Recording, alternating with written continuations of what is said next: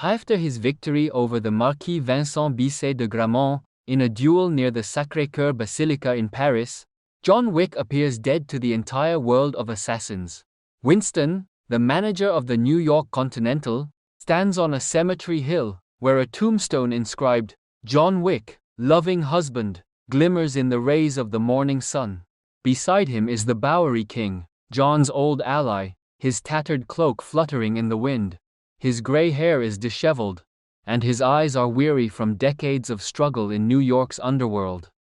They exchange quiet words, reminiscing about John, but there's a hint of secrecy in their voices. The truth they conceal from the world is that John survived. During the duel, a blind assassin named Silas, hired by the Marquis, deliberately missed his shot in the third round. His bullet whistled past John, striking the cobblestones, and in the ensuing chaos, Winston acted swiftly. He scooped up John, who had feigned a collapse, and, along with a few loyal men, took him to an abandoned warehouse in Brooklyn. The warehouse was grim and cold. Rusty pipes jutted from the walls like skeletons of a forgotten past. The floor was riddled with cracks, and the air was thick with the smell of mold mixed with the sharp scent of motor oil. In a corner lay an old mattress where John rested. His body was covered in bandages soaked with blood from numerous wounds, traces of the battles in Paris. An elderly doctor, who had once stitched John up after his fall from the Continental's roof, sat beside him, holding his wrist to check his pulse. His hands trembled with age, and his glasses slid down the tip of his nose. "You're tougher than you look, Wick," he rasped, adjusting his lenses. John didn't respond. He only clenched his fists, feeling his broken ribs crack under the pressure of his own muscles. His breathing was heavy and labored, but his eyes burned with cold determination. In his mind, he heard Helen's voice, her soft laughter as they walked along the coast, hand in hand, the wind playing with her hair. "I'm almost there with you," he thought, closing his eyes. For the first time in years, the high table considered him dead, canceling all contracts on his head. It was a chance for peace, but John knew this peace was just an illusion. The world of the high table plunged into chaos after the Marquis's death. His demise shattered the fragile balance of power within the council, the group of clan leaders controlling the organization. Each clan began a struggle for dominance, using the Marquis's death as a pretext for their own ambitions. Katya, the leader of the Ruska Roma, who had once brought John back into the family, saw his victory as a symbol of defiance. In her Moscow headquarters, she sat at a massive dark oak table, surrounded by her advisors. Her gray hair was pulled into a tight bun, and her eyes gleamed with icy resolve, like frost on a winter river. On the table lay an old photograph, her with John in their youth, when he was still a green mercenary. "Wick proved the high table isn't omnipotent," she said, tapping her fingers on the wood. Her voice was firm, but behind the headquarters walls, intrigues were already being woven. Other clans were preparing for war, and Katya knew her position was precarious. Meanwhile, in Japan, Akira, the daughter of Koji, the manager of the Osaka Continental, stood in a dojo, gripping a katana. Her long black hair swayed with her sharp movements as she practiced strikes on wooden dummies. The blade sliced through the air with a faint whistle, and her eyes blazed with anger. Koji had been killed by Silas on the Marquis's orders, and Akira held John responsible for the chain of events that led to this loss. Every evening, she visited her father's grave, placing a white chrysanthemum on it. The stone slab was cold to the touch, and the wind rustled the leaves around it. "I'll find him, Dad. He'll pay," she whispered, clutching the sword's hilt. Her fury fueled an alliance with a new player in the high table, Victor, the leader of a Balkan clan. Victor was tall, with a piercing gaze and a voice that sounded like the whisper of wind before a storm. His expensive navy blue suit contrasted with the rough scars covering his hands, marks of battles he'd survived since childhood. In his Sofia estate, surrounded by guards in black bulletproof vests, he plotted to seize power.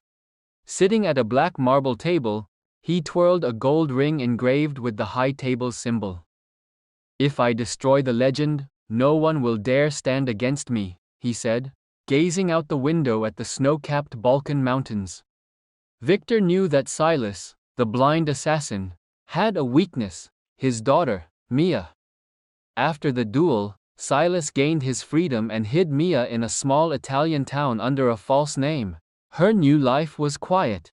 She strolled through narrow streets where houses with red-tiled roofs huddled together and painted flowers on her terrace. But Victor's spies found her.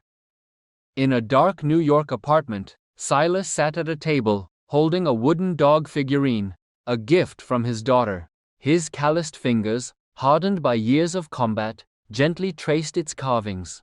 The phone rang, and Victor's voice came through. "Return to the game, or she'll pay." Silas gripped the figurine so hard it cracked in his hand and nodded into the void. He had no choice. Rumors of John's survival began spreading through New York, like wildfire through dry grass. A mercenary who had witnessed the Paris duel sold the information to the clans. Though the high table officially declared John dead, Victor decided to verify it himself. He ordered Silas to head to the city and assembled an army. 100 mercenaries in black bulletproof vests, armed with assault rifles, sniper rifles, and explosive drones. Their vehicles rumbled through the streets, and drones buzzed in the sky, scanning every corner. John was hiding in the Bowery King's underground labyrinth, a network of tunnels beneath Brooklyn where the city's outcasts once took refuge. Narrow passages were lit by dim, buzzing lamps, their walls covered in chaotic graffiti, drawings and writings left by those who lived and died there. The air smelled of dampness and earth, and every step echoed in the darkness.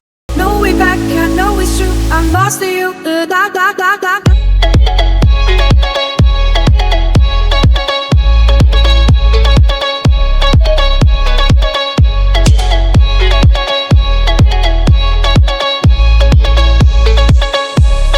Like a midnight rain, every touch is on my veins. Tell me now, do you feel it too?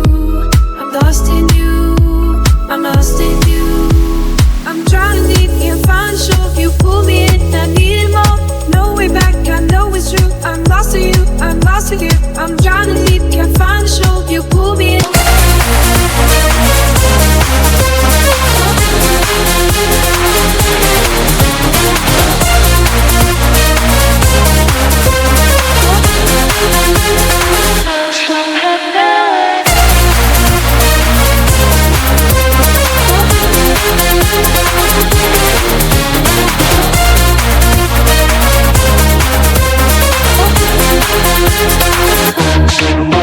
Your echo fades into the void. Our love once bright, now destroyed. I found my voice, I found my way. No more games, I won't stay.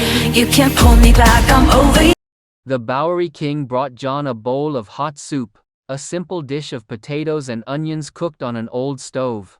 His hands shook with age as he handed it over.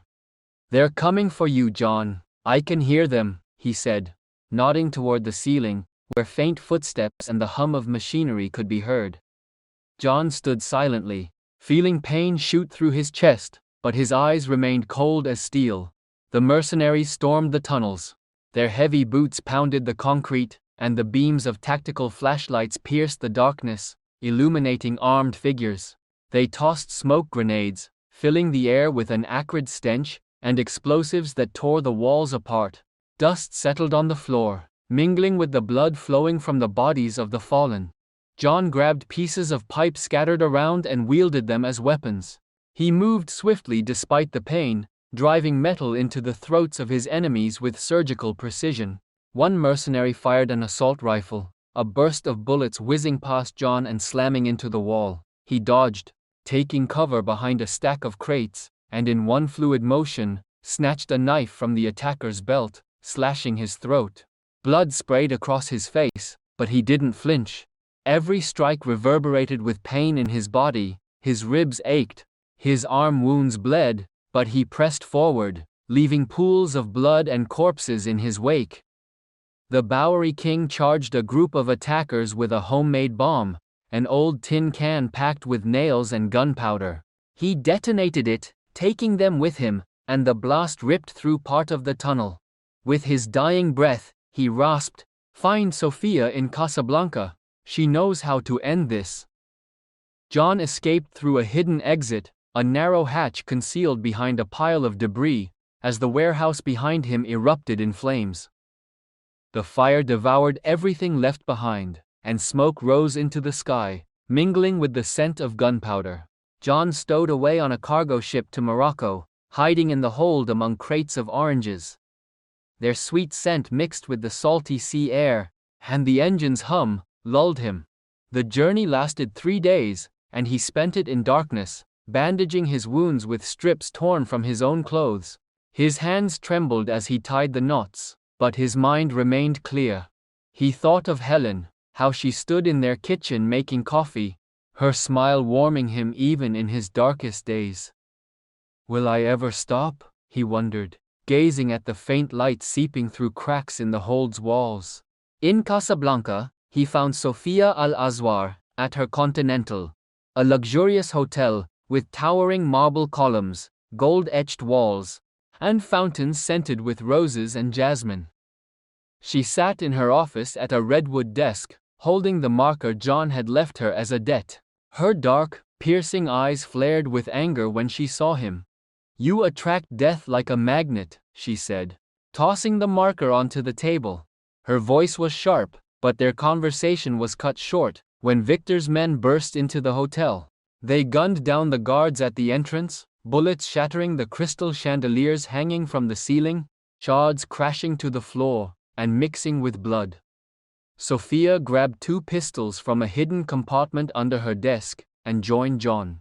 They fought side by side. John fired into chests, piercing vests, while Sophia finished with precise headshots. Their movements were synchronized, like a dance, but doubt flickered in her eyes with every shot. After the fight, she agreed to help, but only if it was their last job together.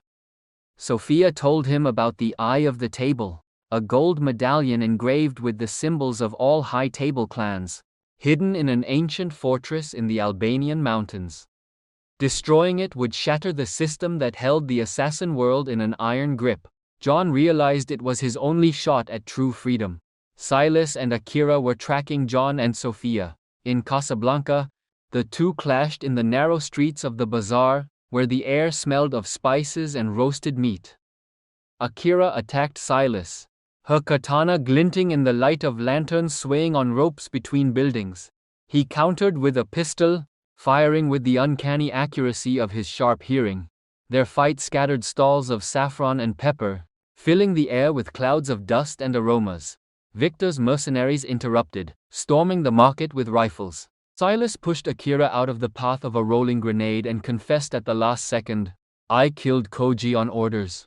His voice trembled, but his blind eyes seemed to look straight at her. Akira lowered her sword and agreed to a truce, sensing her anger was misplaced. In the Albanian mountains, John and Sophia infiltrated the fortress, an ancient structure with moss-covered stone walls and traps lying in wait. Arrows shot from hidden slots, floors gave way to spike-filled pits, but John evaded it all with instincts honed by years of survival. He reached the central chamber, where the Eye of the Table rested on a pedestal, guarded by figures in black robes. Their knives gleamed in torchlight, but John cut them down one by one, using pistols and daggers snatched from his foes. Blood flowed across the stone floor, and his breathing grew heavier. Silas and Akira entered the chamber. Akira lunged at John, her katana whistling over his head, but Silas grabbed her arm, stopping her. "He's not your enemy," he said, his voice thick with pain. Sophia convinced them to unite, pointing to the real threat, Victor, who was approaching with an army. Victor arrived with 100 mercenaries, and the battle began. Grenade blasts tore through the fortress walls, bullets whizzed through the air, and drones buzzed overhead, dropping explosives. John fought at the heart of the chaos, wielding stone fragments and weapons from fallen enemies. His shirt was soaked with blood, his own, and others, but he didn't stop. Silas took down several attackers, his pistol firing with supernatural precision, but he took a fatal blow from Victor. With his last breath, he rasped to Akira, "Let go of the anger, live." John reached the eye of the table and smashed it with his pistol butt, shouting, "This is the end!" At that moment, Victor lunged at him with a knife, but Akira struck, her katana piercing the clan leader's chest. The fortress began to collapse from the explosions, and the trio barely escaped. Sophia returned to Casablanca, where her Continental needed rebuilding. Akira headed to Osaka, determined to restore her father's legacy and reform the system from within.